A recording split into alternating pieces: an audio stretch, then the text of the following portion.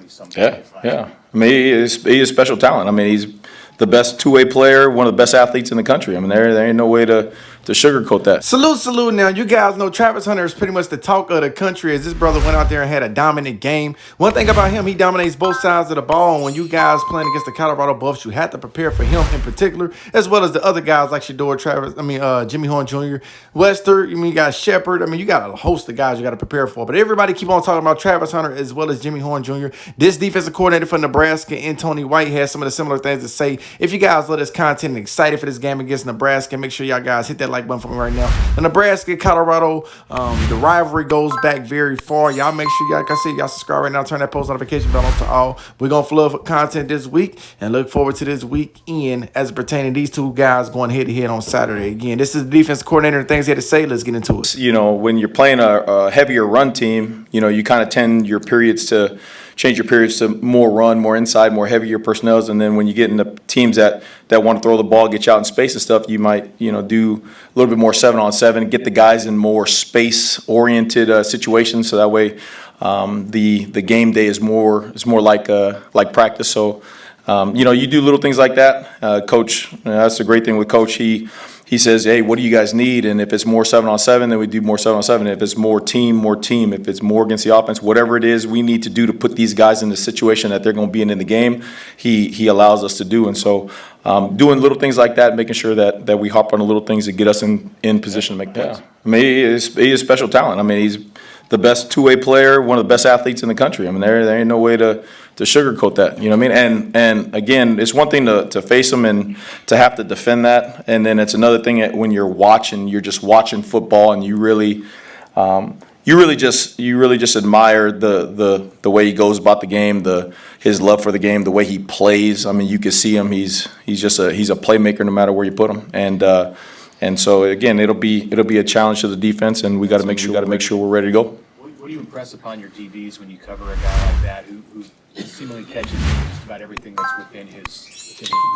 Yeah, no, you just got to go back to fundamentals, go back to what we do and the situations that Coach Butler and all the defensive staff, they're putting the guys in right now, trying to mimic the same situations that our guys are going to be in the game, and you just rep it and you trust your training and you go out there and like I said, through the week you prepare in a way where you have confidence going into the game on Saturday. Yeah, we got to do what we got to do. That's the coaches again coming together and saying what the best calls, what the best philosophy is to not only when we do pressure, what the coverage is going to look like. When we drop everybody, what's the rush going to look like? Playing complementary football on defense. So that's the challenge, right?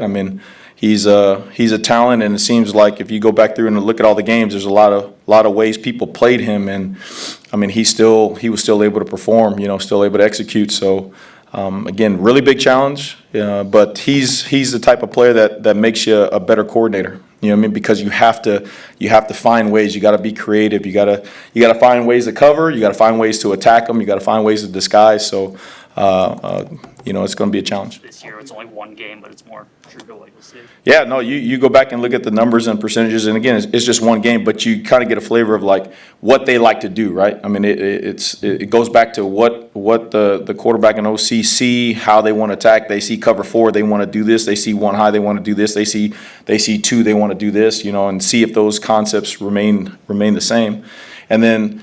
It's not a secret, right? They're going to get the ball to 12, they're going to get the ball to 5, and they're going to get the ball to 10, And if you're overplaying all that stuff, then they'll just run the ball, And their O-line is better than last year, so that threat is going to be there. You know what I'm saying? So again, it's a big challenge. So there you guys have it right there again, as that is the defensive coordinator for Matt Rule's Nebraska. One thing about it, these guys know what they have ahead of them. That speed from Jimmy Horn Jr. Everybody continues to talk about that. I think a lot of people are sleeping on LeJontay Wester. They're going to learn a lot about him this weekend because it'll be so much attention on Jimmy Horn Jr., but you got just the same elusiveness, just the same pretty much amount of speed coming from a LeJontay Wester. And I just think that he's going to be a slept-on guy. I think a lot of people sleeping on Will Shepard as well.